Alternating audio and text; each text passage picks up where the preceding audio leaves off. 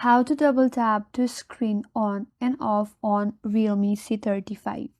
Hi everyone, this is Kate and welcome back to another video, and on today's video we will see how we can double tap to screen on and off on Realme C35. So without further ado, let's get started with this video.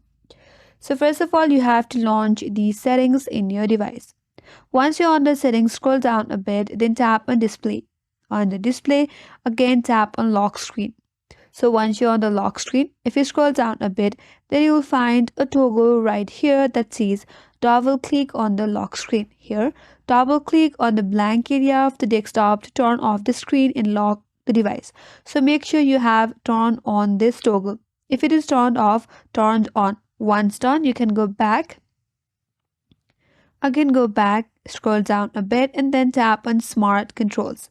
Here, make sure you have turned on the first toggle that says Smart Wake.